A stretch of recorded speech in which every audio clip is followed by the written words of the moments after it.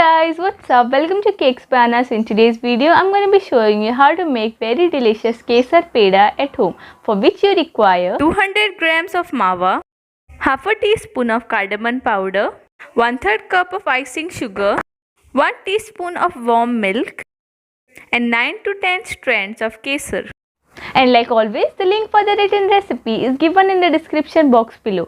You can go and check that out. And if you like this video, do subscribe to my channel and hit the like button. And now let's get started.